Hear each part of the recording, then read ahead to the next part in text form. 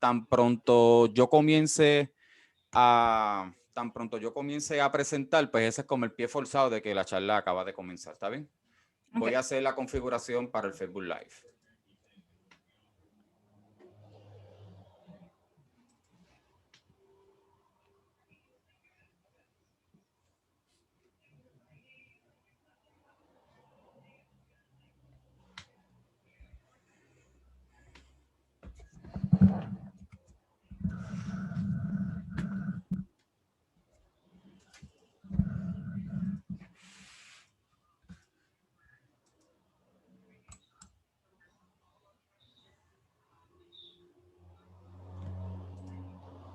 ¿Le doy a Meet? Que dice aquí Waiting Room. Ya le di a Meet, gracias. Okay.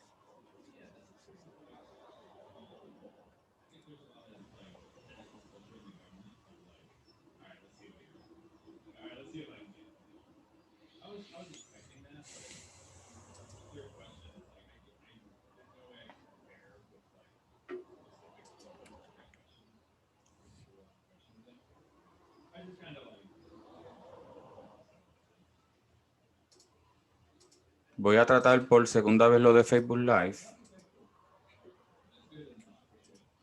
Yo no voy a ver nada de Facebook Live, ¿verdad? O sea, tú lo que haces es que compartes tu... Sí, esto sale a través de Ciencia, de la página de Facebook de Ciencia Puerto Rico. Sí. Pero fue que como que algo pasó y no corrió bien el setting para hacer el Facebook Live, pero ya estoy en la página para irnos live. Voy a colocar el título. Entonces...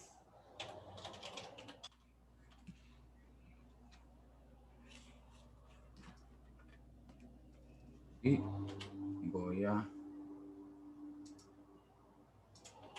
Ok, perfecto.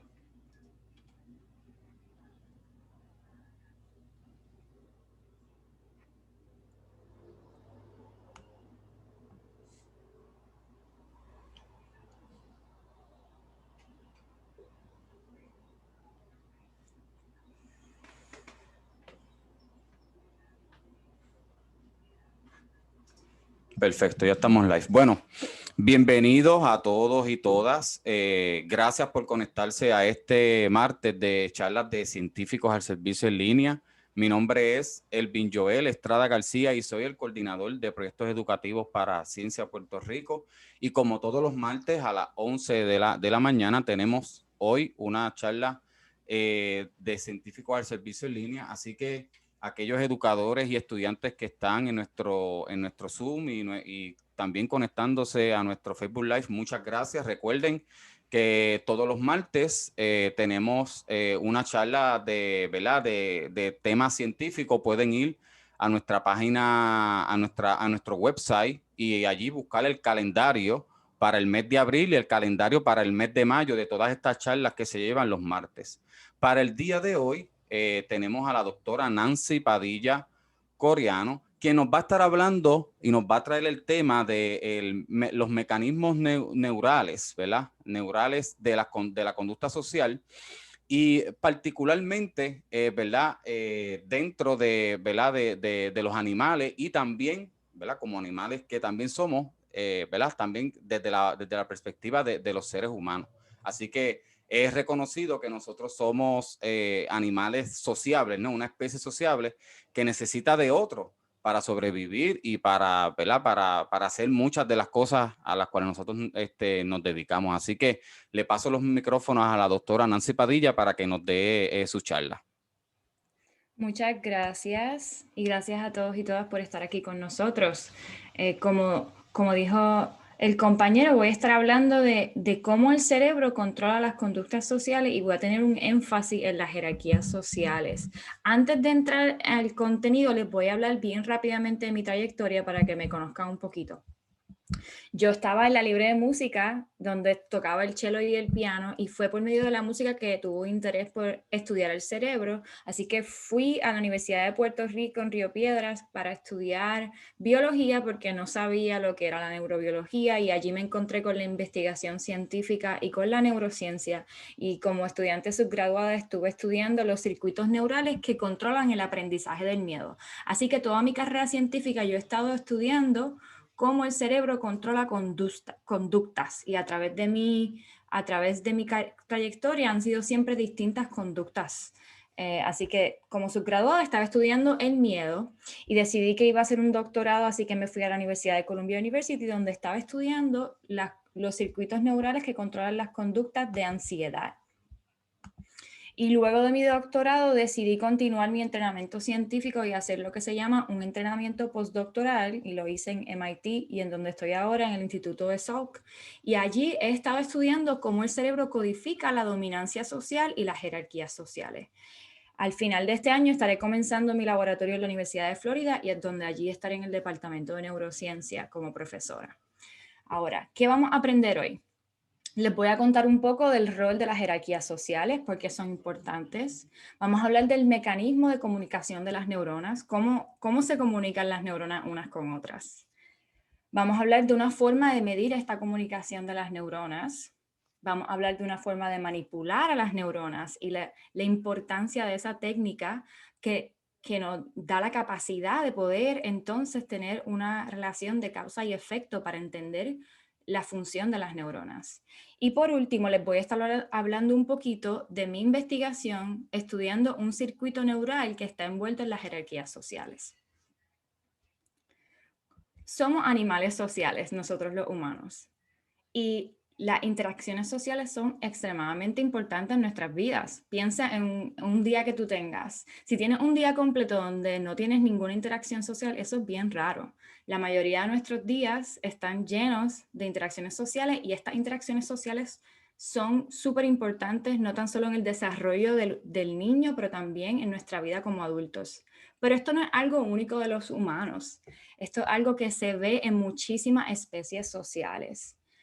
Muchísimos animales son también sociales y forman grupos. Y con esos grupos los animales se pueden desarrollar y pueden maximizar su ambiente y contorno. ¿Qué pasa y por qué esto es importante? Si uno no puede navegar su círculo social, esto puede llevar al aislamiento social, y el aislamiento social es muy terrible para nuestra salud mental y física. El aislamiento social es un factor de riesgo para enfermedades mentales y psiquiátricas, y no tan solo eso, sino que también el aislamiento social afecta a nuestro sistema inmune, así que básicamente te puede exponer a cualquier otro tipo de problema inmunológico. Así que yo pienso que es muy importante entender cómo el cerebro controla las conductas sociales, porque entonces así vamos a poder tener una mejor idea de qué es lo que está pasando cuando vemos déficits sociales en un estado de enfermedad, como por ejemplo en el autismo o en otras enfermedades psiquiátricas que vienen con cambios en las conductas sociales. Así que ese es el big picture, como uno dice. Ahora, más específico a la jerarquía. Muchas especies de animales forman jerarquías de dominancia social, y el punto de esta jerarquía es que organiza el grupo, disminuye la agresión y los ayuda a maximizar los recursos. Un ejemplo de la especie de las jerarquías sociales puede ser la jerarquía del gobierno, con la idea de organizar al grupo, ¿no? Y estas jerarquías sociales son bien importantes porque ayudan a que el animal ajuste su conducta dependiendo con quién está interactuando.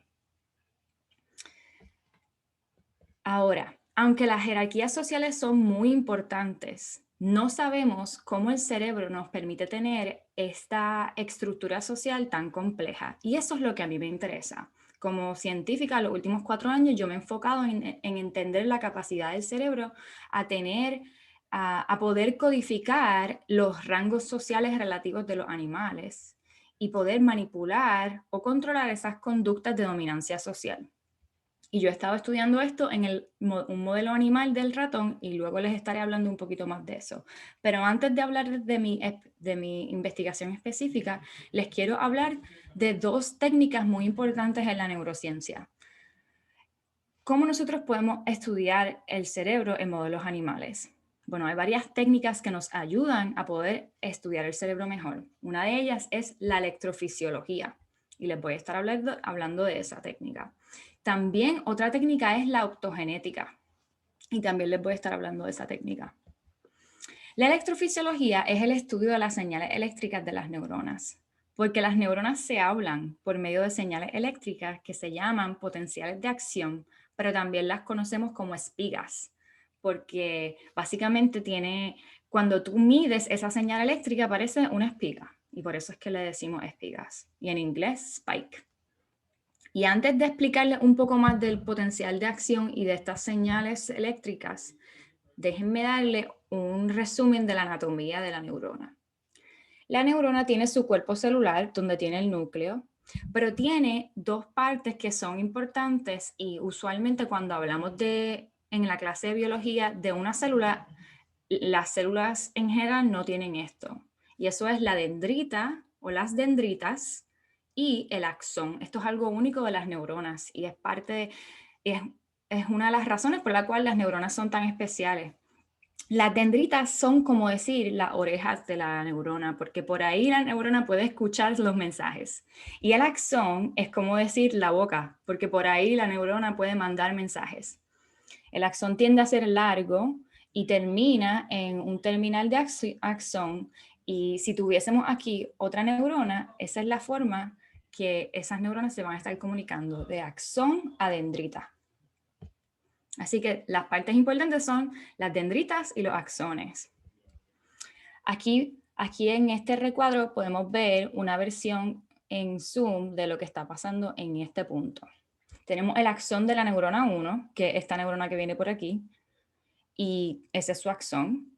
Y aquí tenemos una dendrita de las muchas dendritas que tiene esta neurona número 2. Entonces, todo comienza cuando una de esas neuronas manda un mensaje y ese mensaje es el neurotransmisor, ¿verdad? Y eso es una señal química y eso es lo que podemos ver aquí en estos puntitos violetas. Ese neurotransmisor es como una llave que se pega a una puerta que es el receptor y cuando esa llave se pega a esa puerta crea una reacción que se convierte en una señal eléctrica. Por aquí podemos ver que aquí están entrando a la célula unos iones positivos y por eso es que tienen este símbolo de plus, porque esos iones tienen carga positiva y eso es lo que causa la señal eléctrica, porque básicamente tienes una diferencia eléctrica dentro de la célula versus fuera de la célula y eso es lo que cambia una diferencia, una señal en voltaje que nosotros podemos medir con un electrodo. Y esa señal eléctrica de iones positivos se acumula. Ves aquí que en el cuerpo de la neurona podemos ver todos esos símbolos de pluses. Y eso es porque tienes que imaginarte que no es tan solo una neurona estimulando a esta neurona número 2. Tenemos aquí otro axón y otro axón. Así que si tú tienes la coordinación de múltiples neuronas mandándole neurotransmisores a esta neurona número 2 a la vez, va a tener esa acumulación de iones positivos que te va a causar lo que se llama el potencial de acción. Y una vez el potencial de acción sucede, básicamente esa señal eléctrica puede viajar por todo el axón hasta los botones del axón, donde entonces esta neurona número 2 va a poder liberar los neurotransmisores. Y así es que entonces se hablan las neuronas y se riega el mensaje que tengan que mandar. Entonces, como esta señal tiene un componente eléctrico de cambios de voltaje, nosotros podemos medir esas señales eléctricas con registros de electrofisiología por medio de la utilización de electrodos. Los electrodos pueden ser extracelulares o intracelulares si están dentro de la célula. En mi caso, yo utilizo electrodos extracelulares. Y aquí en este cartoon puedes ver que tenemos el electrodo y ves que está fuera de la célula y está al lado de esta neurona que tenemos en color azul y color verde y color rojo. Entonces la idea es que este electrodo va a medir los cambios de voltaje que están ocurriendo y esto es lo que podemos ver en esta gráfica. Ves que estamos midiendo el voltaje constantemente. Y entonces ven que de momento hay como una espiga. Y esos son los momentos donde las neuronas que están alrededor de ese electrodo están disparando potenciales de acción que entonces podemos registrar con nuestro electrodo. Y nosotros podemos procesar estas señales de voltaje y eso es lo que ve aquí abajo, que entonces podemos, como quien dice, limpiar la señal y poder identificar esas espigas mucho mejor.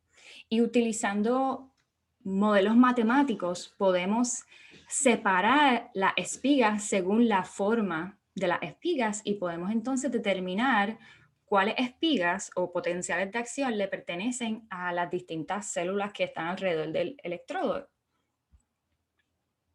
Y la importancia de esta técnica es que al medir estas espigas, nosotros podemos encontrar correlaciones entre la actividad neural de estas neuronas y la conducta del animal. Y esto nos ayuda muchísimo a determinar cómo el cerebro controla las conductas animales.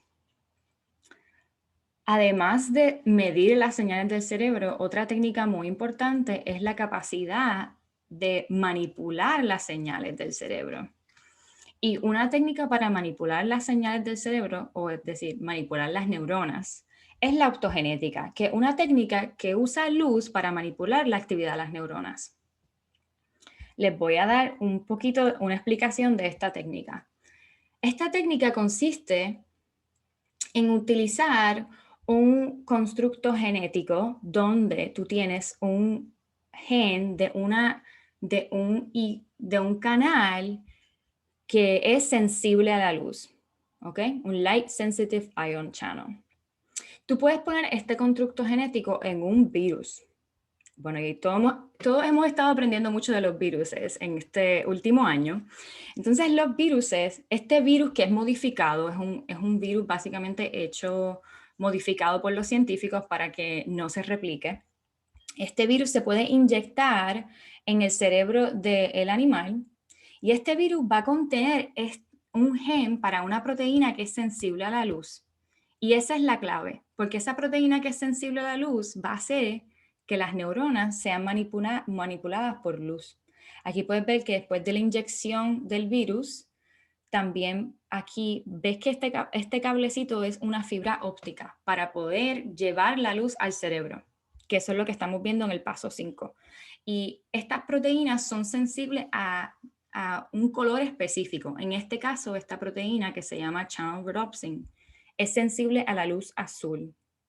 Por eso es que vemos luz azul. Y cuando la luz azul toca esa proteína, eso es un canal que está sentado en la membrana de las neuronas. Y ese canal se abre. ¿Qué pasa? Cuando se abre, entran los iones positivos y se activa la neurona y está causando un potencial de acción. Eso es básicamente una forma de poder controlar la actividad de las neuronas con la precisión de la luz, y la luz puede ser muy precisa. Y la importancia de esta técnica es que nos permite determinar relaciones de causa y efecto entre la actividad neural y la conducta del animal. Aquí les voy a enseñar un video de unos colegas utilizando esta tecnología. Aquí la luz está apagada. Vemos que el ratón le pasa por el lado a ese pedacito de madera que está sentado ahí. Este es otro momento donde la luz está apagada, el ratón... Ok, la luz se prendió. Inmediatamente hubo un cambio en la conducta de cómo este ratón está interactuando con este pedacito de madera. Lo que está pasando en este caso es que cuando la luz azul se prende, está siendo activada una parte del hipotálamo que controla las conductas de depredación. Así que el ratón inmediatamente actúa como si este pedazo de esta cosa fuese un animal para él depredar. Y es un cambio de conducta bien obvio. Y esto es un ejemplo de lo que se puede lograr con la optogenética. Y es decir, porque gracias a este experimento, nosotros sabemos que esas neuronas del hipotálamo son muy importantes para la conducta de depredación. Ahora, volviendo a nuestra pregunta, ¿cómo el cerebro codifica las conductas de dominancia y el rango social? Yo estudio esto en los ratones, porque los ratones forman jerarquías sociales y forman estas jerarquías sociales de forma bien natural en donde quiera que se encuentren, pero también las forman en el laboratorio, lo cual es muy importante porque nosotros estudiamos a los ratones en una condición que no es natural, es en el laboratorio, ellos viven en jaulas, pero en esta condición de vivir en jaulas también forman las jerarquías sociales. Y algo bien importante de los ratones es que las jerarquías sociales son flexibles. Pudiésemos argumentar que se parecen un poco a la de las jerarquías sociales de los humanos. O sea, si tú pones un grupo de ratones, ellos van a formar una jerarquía. Si tú mueves a los animales a otro grupo, ellos forman otra nueva jerarquía, un grupo nuevo. Así que una jerarquía flexible, pero importante para su vida. Entonces, según la evidencia que existe sobre las jerarquías sociales y las conductas de dominancia, que básicamente la dominancia social es el ganar, y el animal con rango social más alto tiene más dominancia social y expresa más conductas de dominancia. Y sobre lo que sabemos del cerebro y las conductas de dominancia es que hay una parte del cerebro que se llama la corteza prefrontal medial. Y esta parte del cerebro está asociada con las conductas de dominancia social. Y aquí puedes ver esta parte del cerebro, la corteza prefrontal, en el ratón, esto es un marmoset, que es un tipo de mono, y esto es un macaco, que es otro tipo de mono, y en el humano, porque hay evidencia en todas estas especies que la corteza prefrontal medial es importante para las conductas de dominancia social. Por ejemplo, si tú lesionas la corteza prefrontal en un ratón o en una rata, la dominancia social de ese animal va a disminuir.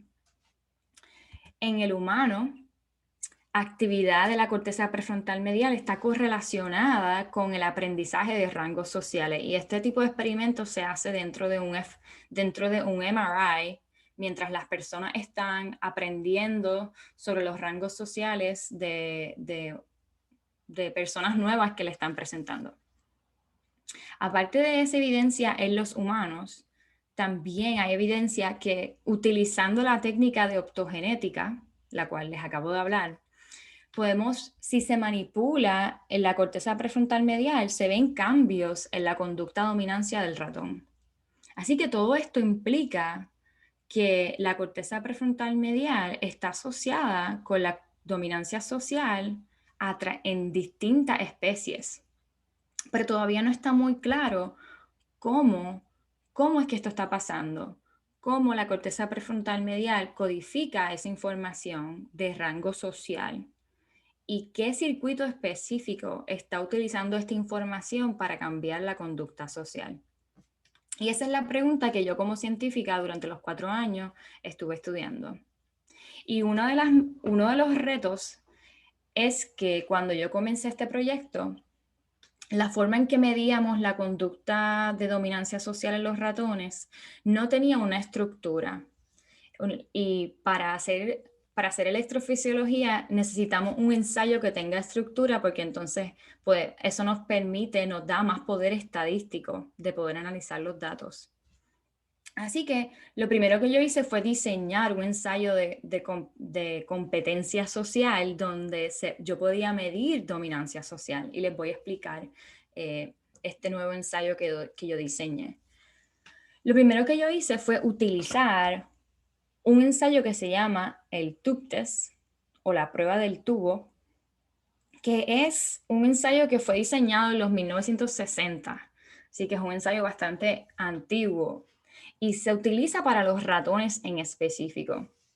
Básicamente los científicos en en la década de los 60 y los 70 se dieron cuenta que si tú pones a 2 ratones en un tubito, y el tubito es bien pequeño, es como decir un pasillo bien angosto, si tú pones a 2 ratones, uno de ellos va a empujar al otro.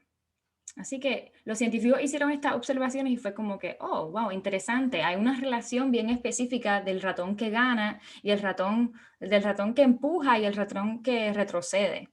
Entonces, en el 2011, un grupo de otros científicos se dieron la tarea de validar esta conducta del que gana en el tubo y el que pierde en el tubo. Y resulta que esa conducta se relaciona a la dominancia social de la jaula. Si tú observas la jaula, los animales dominantes, es decir, los que son más agresivos y ganan y marcan el territorio, y el animal que le llama más la atención a las féminas y le da acceso a una fémina. Todas estas características de un animal dominante dentro de una jerarquía correlacionaron con el animal que ganaba en esta prueba del tubo. Así que la prueba del tubo es una forma fácil y rápida de medir esa jerarquía social dentro de una jaula. Así que yo utilizo esta prueba para determinar los rangos sociales de los ratones. Luego de que yo hice eso, yo utilicé lo que se llama el acondicionamiento para asociar un tono, que aquí dice CS porque es Conditioned Stimulus, con una recompensa líquida que era básicamente leche con azúcar, porque Ensure, una gotita de Ensure. Básicamente lo que uno hace para condicionar al animal es que tú presentas el tono con la gotita de Ensure repetidamente. Tono, gotita de Ensure, tono, gotita de Ensure. Y tú repites esto. Y esto se llama acondicionamiento pavloviano. Y lo que sucede es que el animal aprende que el tono predice la recompensa. Y esto es muy útil porque entonces, en mi caso, yo lo que quería era una competencia social que tuviese estructura. Y mi idea era presentarle el tono y crear una competencia por esa recompensa. Así que una vez los animales aprendieron esta relación de tono y recompensa de forma individual, entonces traje a los 2 animales. Es como crear una competencia por comida, es decir, imagínate que hay un slice de pizza solamente y hay 2 personas, entonces una persona, eso crea una competencia, así que básicamente eso es lo que está pasando con los 2 ratones y esa gotita de recompensa. Y lo que veo es que cuando repetimos la presentación del tono y vemos quién gana, quién se lleva la recompensa, el animal dominante, según el ensayo del tubo, es el que se lleva la mayoría de las recompensas. Así que en este ensayo podemos ver conductas de dominancia social y, más importante aún, los animales están demostrando que según su conducta, ellos están ajustando su conducta al rango social relativo. Es decir, cuando están con un animal que es subordinado, ellos ganan más, pero si están con un animal que es dominante a ellos ganan menos. Así que hay un ajuste de conducta según el rango social. Así que podemos hacer la pregunta específica, que si registramos neuronas durante esta competencia social, podemos ver evidencia de que existe información del rango social en la corteza prefrontal. Así que esa es la pregunta que yo estaba haciendo. Pero esto es un video de cómo se ve este ensayo de competencia. Aquí tenemos 2 ratones y ven que tienen estos sombreritos, y esos sombreritos son para poder registrar la actividad de las neuronas. Esta luz indicó que el tono se prendió y ves que este ratón se llevó esa recompensa, el ratón con el sombrero amarillo. Así que los ratones están compitiendo por esa recompensa mientras nosotros estamos registrando la actividad de las neuronas de la corteza prefrontal con estos sombreritos. Y si pueden ver, está este esqueleto del ratón. Es decir, que estamos siguiendo la localización de la nariz, de las orejas y de la cola. Y eso lo estamos haciendo con una tecnología que se llama Machine Learning para poder cuantificar la conducta del animal. Pero para hablarles más de cómo estamos utilizando estos sombreritos para registrar la actividad, la electrofisiología, estos sombreritos son básicamente un sistema inalámbrico de electrofisiología que nos permite registrar las señales de cambios eléctricos que hay en la corteza prefrontal y amplifica, esas señales de voltaje se amplifican y se procesan y se guardan localmente en el sombrerito, y entonces nosotros podemos sacar la información de ahí y analizar los datos. Una vez analizamos los datos, podemos cuantificar y medir las espigas que estas neuronas están haciendo en la corteza prefrontal. Y para decirles de algunos de los descubrimientos que he hecho con esta técnica de electrofisiología inalámbrica y durante registrando la actividad de la corteza prefrontal durante esta competencia social, he descubierto que la corteza prefrontal codifica el rango social. Es decir, que podemos predecir el rango social del animal solamente utilizando la actividad neural de esas neuronas de la corteza prefrontal. Y eso lo hicimos con Machine Learning, para predecir, ¿verdad?, la relación entre el rango social y la actividad de las neuronas. Pero algo que fue bien importante es que la información está presente en una población de múltiples neuronas, no en una neurona a la vez. Y aquí es que esta gráfica te demuestra esa predicción de el rango social relativo. Y esto 0 aquí es cuando se presenta el tono, y podemos ver que 1 sería que predices perfectamente el rango del animal. Así que estamos prediciendo el rango del animal muy, muy bien, incluso antes que se presente el tono. Igualmente podemos clasificar si el animal va a ganar o a perder desde antes que presente el tono, y estamos clasificando el ganar o el rango relativo utilizando la actividad de las neuronas de la corteza prefrontal que estamos midiendo. Otro descubrimiento que hice utilizando la técnica de optogenética es que descubrí que las neuronas de la corteza prefrontal medial que proyectan, que tienen axones en el hipotálamo, esas neuronas en particular son muy importantes para la conducta de dominancia social, porque cuando las manipulamos, cuando las activamos utilizando optogenética, vemos que aumenta la cantidad de recompensas que el animal puede recibir.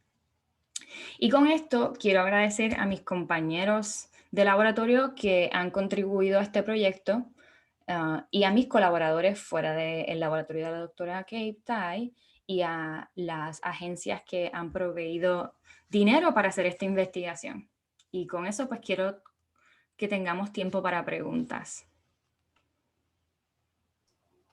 Muchas gracias, doctora. Le confieso que me remonté a mi escuela graduada.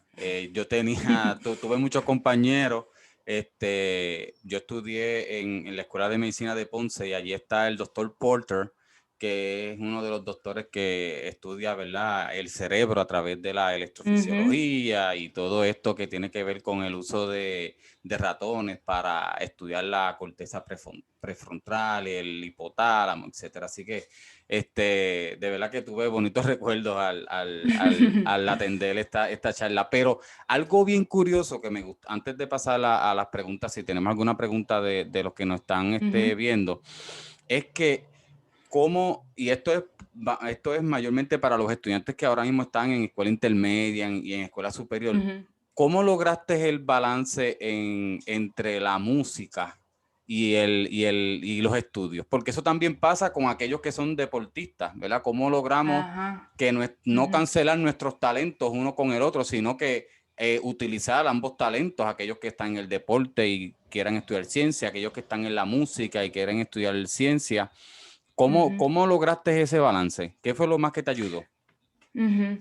Bueno, cuando yo estaba en la escuela libre de música, yo todavía no, a mí me gustaba la ciencia, pero no tanto, era como que, ok, yo pues estudiaba para la clase, pero no tenía una pasión por la ciencia. Pero la música, y yo creo que igualmente el deporte enseña lo mismo. A mí lo más importante, la lección más importante que me dio el tener esta educación musical fue que hay que tener que hay esta necesidad de tener que practicar y tener que repetir y tener que repetir, repetir, repetir sin cansarse para que te salga bien algo, eso me resultó muy bueno para la ciencia, porque cuando tú estás practicando una pieza, y a lo mejor es lo mismo cuando estás practicando para una competencia o estás, ¿verdad?, mejorando tu técnica, requiere un compromiso incansable para poder lograr esa meta y te equivocas y te equivocas y te equivocas tocando el instrumento y tienes que sacar tiempo para eso y significa no janguear tanto con tu amigo, no ver tanta televisión y pues esa disciplina que yo desarrollé con la música y el estar acostumbrada a que tenía que practicar para que me salieran bien las cosas, me resultó muy bueno en la ciencia, porque en la ciencia cuando tú estás aprendiendo a hacer un experimento tienes que practicarlo y practicarlo y te sale mal y te sale mal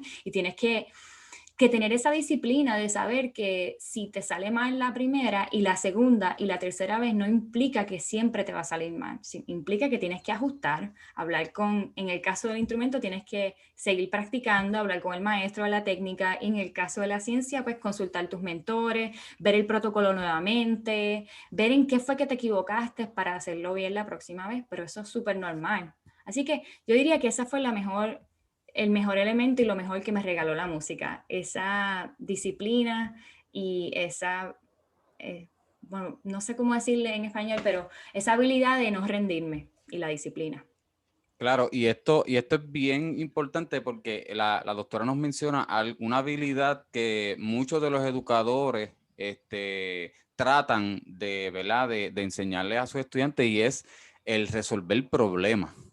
Eso que ella nos Ujú. mencionó, básicamente de, ¿verdad? De tú, aunque seas un músico de X instrumento, o seas un deportista, pues mira, mi técnica la necesito mejorar, ¿qué necesito hacer? ¿Cómo lo resuelvo? Pues mira, vamos aquí, vamos a consultar con los mentores, con los maestros. En el caso de los deportistas, pues mira, yo quiero ser exitoso en X deporte, pues mira, ¿qué necesito hacer? ¿Qué ejercicio necesito realizar? ¿Qué dieta necesito hacer para mantener un peso, etcétera? Y eso es básicamente lo que viene llamado a la ciencia, el resolver Ujú. problemas, ¿no? Y a eso se dedican los científicos y científicas, básicamente. Exactamente, todo, sí, estamos resolviendo problemas, sí.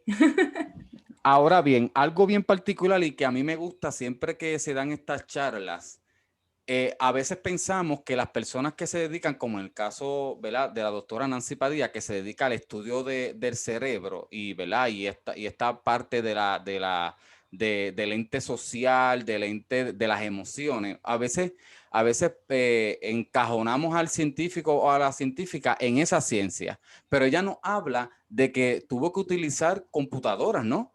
Lenguajes de Ujú. computadora para analizar ¿verdad? Investigación y los datos que estaban saliendo de sus experimentos. Cuéntanos qué tipo qué otra ciencia, ¿verdad? Ujú. Utilizó o utiliza en su laboratorio o en su Ujú. investigación, ¿verdad? Como complemento para realizar su research.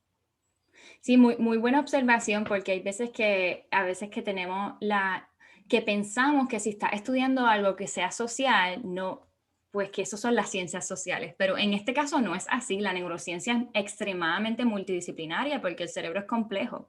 En mi caso particular, cada vez que yo, para poder manipular las neuronas, tenía que tener un conocimiento de biología molecular para entender cuál era el virus que yo estaba usando y qué era lo que estaba pasando a nivel molecular con esta técnica y con esta manipulación que yo estaba haciendo. Para poder medir las señales eléctricas, yo tuve que aprender un poco de ingeniería eléctrica para entender lo que era un circuito y entender, no les hablé de esto, pero uno tiene que hacer grounding y entender, por ejemplo, cuando las señales, tú puedes tener un electrodo y ves un montón ve un reguero de señales y dice, bueno, ¿qué está pasando aquí? Y es que tienes ruido eléctrico en el cuarto. Y aprender de las conexiones y los circuitos y cómo tú puedes hacer grounding para mejorar la señal, ¿verdad? Eso fue un aprendizaje bien interesante que yo tuve en la escuela graduada porque yo nunca cogí una clase de ingeniería eléctrica, pero nada, la información existe, es cuestión de hacer preguntas, conseguir la información y tratar de aprender. Es bien autodidacta. Entonces, durante mi entrenamiento postdoctoral, he tenido muchísimas colaboraciones con científicos de cómputos. Eh, una, una, una de las cosas bien difíciles de estudiar las conductas sociales es que no tienes tan solo un animal, tienes múltiples animales. Y si tú quieres cuantificar la conducta del animal, los métodos tradicionales de seguir a un animal no te funcionan y tú necesitas métodos de computer vision bien complejos y bien modernos que básicamente están desarrollándose mientras estamos hablando. Todavía esas tecnologías de poder cuantificar múltiples animales y múltiples humanos también, eso es algo extremadamente nuevo. Cuando yo comencé este proyecto no teníamos una forma de medir la conducta, de medir la conducta de dos animales a la vez, pero durante el desarrollo del proyecto, las personas que son computer scientists y que están especializados en computer vision technology estaban desarrollándolo y comenzamos una colaboración. Y eso implicó que yo tuve que aprender muchísimo de lo que son los artificial neural networks y lo que se llama machine learning y inteligencia artificial en general para poder mejorar la forma en que yo estaba analizando mis datos y poder aumentar la capacidad de aprender sobre los datos. Así que extremadamente multidisciplinario. Y es algo que a mí me encanta en realidad, porque yo voy a continuar aprendiendo por siempre, porque las tecnologías van a continuar cambiando y yo voy a tener que seguir adaptándome para poder entonces resolver más problemas, ¿no? Con nuevas tecnologías. Y aquí vemos, ¿verdad? Porque a veces pensamos que el estudio del cerebro solamente le toca a la biología humana, pero ¿verdad? Cuando nosotros nos convertimos en científicos y científicas, nos damos, ¿verdad? Nos asombramos con esto, ¿verdad? Que tenemos que hacer de buscar otros profesionales dentro de las ciencias para que sirvan de complemento al estudio de algo que a mí me apasiona, porque en el caso de la doctora Nancy Padilla, yo imagino que a ella le apasiona estudiar el cerebro, pero ella, desde el punto de vista de científica, ella tuvo que buscar otras ayudas en términos de, como ella nos dijo, en términos de electricidad, computadora, otros expertos en el campo también del machine learning, como ella menciona. Y esto nos deja saber la importancia de aquellas clases como la física. En la física se enseña la base de los circuitos y también las matemáticas, porque todo esto que tiene que ver con computadora y los lenguajes ¿verdad? De cómo funciona la computadora, básicamente es matemática. Así que, ¿verdad? Para aquellos estudiantes que estén interesados en estudiar cosas particulares del cuerpo humano, una enfermedad o algo así, es bien importante que toda base, ¿verdad? En la ciencia la tengamos bien fuerte, porque más adelante, quizás 4, 5, 6 años después, las vamos a utilizar. Y algo bien particular que le quiero preguntar, doctora, mencionó de que usted tuvo que crear un proceso. Tuvo que, no sé si fue no sé si fue El desde ensayo cero, conductual. no sé si fue desde cero o modificar un proceso para entonces poder estudiar, ¿verdad? Los objetivos dentro de su investigación. No sé si me equivoco. Sí, yo creo que está hablando de que diseñé el ensayo conductual nuevo, Exacto. porque el que existía no me funcionaba, tenía problemas para lo que yo quería A específicamente. lo que quiero llegar es que muchos de los científicos y científicas que trabajan en laboratorios tienen que ser inventores de procesos, inventores de técnicas, hasta inventores de tecnología, que no es solamente ir al laboratorio y bregar con células, bregar con ADN o RNA, sino que también te da la oportunidad de tú crear nuevos procesos y nuevas tecnologías que pueden impactar el futuro de esa investigación. Así que eso también es importante y yo sé que sucede porque, y esto lo pregunto porque yo he participado como jurado en ferias científicas en donde estudiantes inventan procesos e inventan tecnología y que a veces pues no le damos la importancia a, ¿verdad? A ese tipo de actividades que hacen nuestros estudiantes, pero eso puede tener un impacto más adelante. Y en el caso de que ese estudiante pues se convierta en un científico, probablemente tenga la oportunidad de inventar algo tecnológico o algún proceso que ayude a curar X enfermedad o a progresar en el estudio de X enfermedad o proceso biológico. Así que esa parte es bien importante también. Sí, sí, estoy de acuerdo. Hay un componente de creatividad muy importante para un científico exitoso.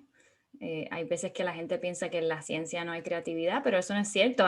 Tienes que ser bien Exacto. creativo. Sí, literal, literal. Y otra cosa, hay que ser bien paciente, porque todo esto que nos También. ha enseñado la doctora Nancy Padilla, te pone tu paciencia en juego. Y eso es algo que nosotros, ¿verdad? Debemos cultivar. Las cosas no pasan de un día para otro, son bien pocas las cosas que pasan de un día para otro. Y el proceso científico, el método científico es uno largo. A veces nosotros lo enseñamos en una clase ¿verdad? Y lo discutimos en una sola clase, pero es un proceso que, ¿verdad? Que se le tiene que decir al estudiante que esto es un proceso largo, pero que es bien importante llevarlo, ¿verdad? De la mejor manera, porque, ¿verdad? De eso va a depender los resultados. A veces el apurar las investigaciones o apurar lo que está sucediendo, no necesariamente vas a tener un resultado positivo, sino que también es importante dejarle saber a los estudiantes que el proceso científico es sumamente largo. Y yo imagino que el proceso de estudiar el cerebro es mucho más largo, porque estamos hablando ¿verdad? Del órgano principal, y que es un órgano de la cual incluso hay una iniciativa de parte del NIH que el presidente Barack Obama invirtió, creo que $1 billón para el estudio del cerebro, y eso es a nivel de todo el mundo, eso es a nivel internacional. Es una iniciativa que se llama BRAIN, ¿verdad? Creo que se llama. Brain Initiative, sí. Ellos me dieron funding para este proyecto. Que es una iniciativa que involucra, yo no sé cuántos científicos, doctora, pero deben ser muchísimos, Miles, miles de miles de científicos para científicos. estudiar, ¿verdad? Un solo órgano. Así que imagínense, imagínense. Bueno, déjame verificar si tenemos alguna pregunta a través de nuestro Facebook Live. Mira, aquí nos escribe Dayarelis Mar Ruiz Cos. Súper la historia de la doctora, y es importante, como mencionan, que la disciplina que te da el hacer deporte o en su caso la música te va a ayudar en tu carrera profesional. Así que yo fui atleta, fui atleta interuniversitario, y nunca, ¿verdad? Nunca me vi en la necesidad de cancelar un talento por el otro, sino que básicamente, ¿verdad? Mucha paciencia y mucha disciplina para poder balancear ese estilo de vida. Aquí nos pregunta Samuel Rodríguez González, ¿cómo te sientes al completar tu sueño? Bueno, pues cuando yo estaba en high school decidí que me quería estudiar el cerebro y sin duda lo estoy haciendo. Y llevo haciendo eso por mucho tiempo y técnicamente mi entrenamiento, los que saben de la carrera académica es bien larga, ¿verdad? Tienes que hacer bachillerato, después hacer doctorado y no se acaba después del doctorado, está el postdoctorado y al fin lo estoy terminando y sé que voy a ser profesora.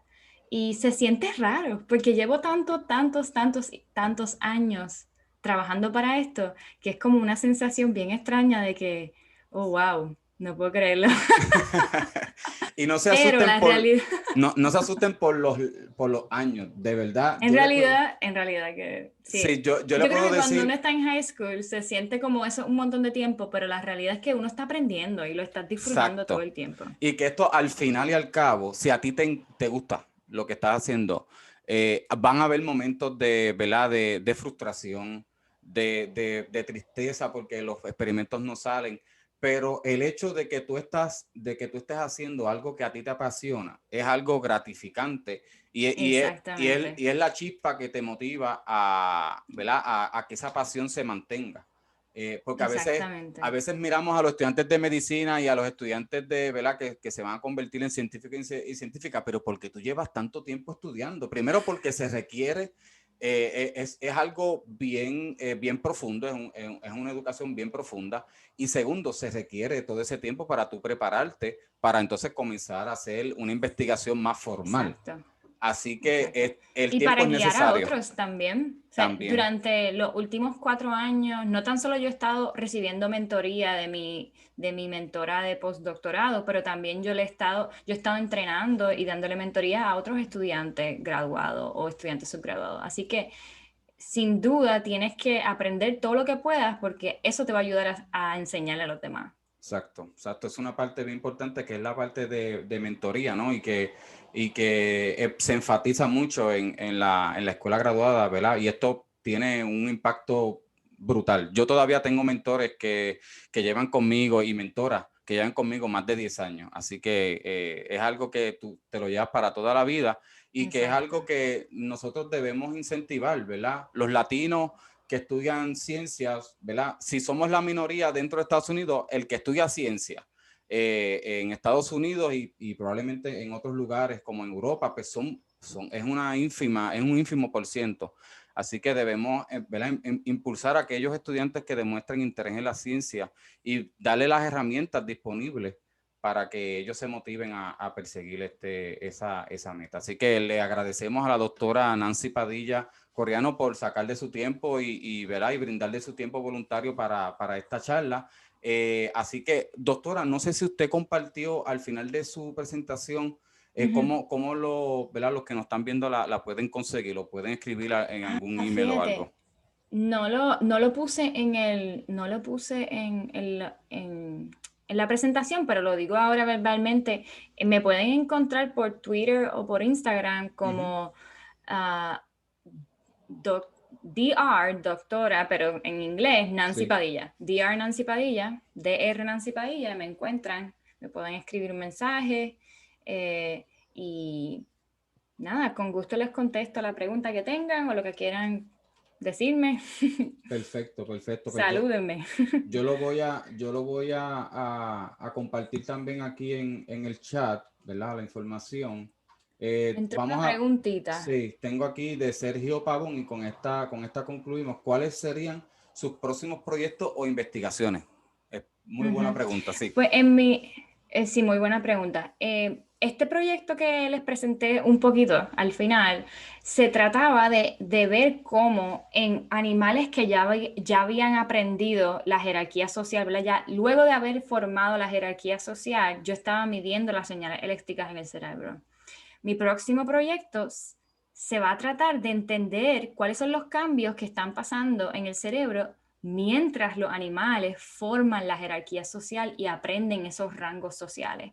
Porque hay un componente de memoria, de tener memoria de todas esas interacciones sociales. Y yo quiero entender mejor eso, cuáles son esas dinámicas que están cambiando durante esos días que los animales van formando sus jerarquías sociales. Así que ese va a ser mi próximo proyecto, pero también tengo otros proyectos que son un poquito más tangente a esto, pero en general mi laboratorio va a estar estudiando las conductas sociales y cómo el cerebro las controla con un enfoque en lo que le llamamos social competency en inglés, que no estoy muy segura cómo se traduce al español, pero es la habilidad de poder ajustar la conducta dependiendo a la información social que está disponible, como por ejemplo el rango social te ayuda a ajustar la conducta, pero también el historial social y el contexto. Es como una habilidad de cognición social que los animales tienen y los humanos también. Perfecto, pues ya saben, para seguir, ¿verdad? La carrera de la doctora Nancy Padilla, ahí tienen el Twitter e Instagram, DR Nancy Padilla, en Twitter e Instagram, allí la pueden conseguir, hacerle preguntas relacionadas a su investigación, ¿verdad? El estudio del cerebro, etcétera. Así que le quiero agradecer a todos y todas los que se conectaron a nuestro Zoom, también a aquellos que nos hicieron preguntas y participaron a través de nuestro Facebook Live. Recuerden, todos los martes a las 11 de la mañana tenemos un tema particular científico a través de esta iniciativa de Ciencia de Puerto Rico llamadas charlas científicas al servicio en línea. Así que pueden también ir a nuestra página web y buscar el calendario de las charlas para que puedan registrar a sus estudiantes y a su escuela para que participen. Así que, doctora, muchas gracias y hasta luego. Bye, gracias por la invitación. Gracias.